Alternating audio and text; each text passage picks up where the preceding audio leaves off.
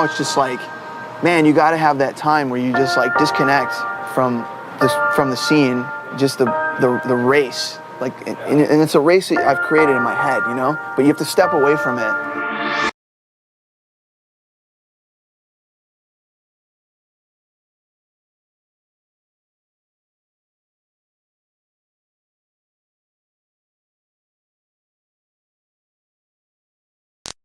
There will never be a point in your life where it's the right time to do a great thing. If you're waiting for that perfect moment, that perfect timing, it's not going to happen. You know what you have to do? You have to create the perfect time and the perfect opportunity and the perfect situation. So that a lot of people become comfortable. They stop growing, they stop wanting anything, they become satisfied. People getting ready to go to jobs that they don't like, jobs that are making them sick. You see, when you're not pursuing your goal, you are literally committing spiritual suicide. When you have some goal out here that you're stretching for and reaching for that takes you out of your comfort zone, you'll find out some talents and abilities you have that you didn't know you have. When the messenger of misery visits you, what are you going to do? What will keep you in the game? There are things that you think you'll never need to know, that you may only need to know one time in your life, but that could save your life because you had that knowledge.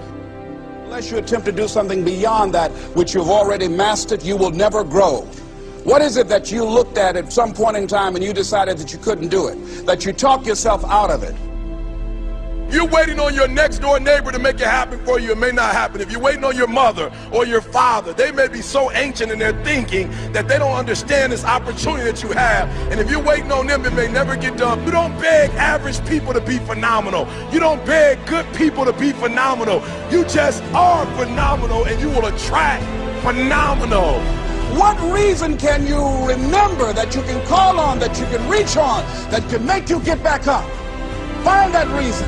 if you're not where you are, if you're not where you want to be, if you don't have what you want to have, if you're not where you think you should be at this particular place, it has nothing to do with the system, but it has everything to do with the fact that you're not making the sacrifice. I want you to make that dream become a reality, because if you don't, you will be working for somebody else to make their dreams become a reality. Everybody is against you or don't believe in you no more. And let me tell you something, that's a lonely feeling. It's a lonely feeling, particularly people that you're doing it for. Most people take their greatness, take their ideas to the graveyard with them. Listen to me, if it was easy, everybody would do it. There are people right now who are working who don't want to work. There are people who hate their jobs, but they keep getting up to do it. The wealthiest place on the planet is the graveyard. Because in the graveyard we will find inventions that we never ever were exposed to. Ideas, dreams that never became reality.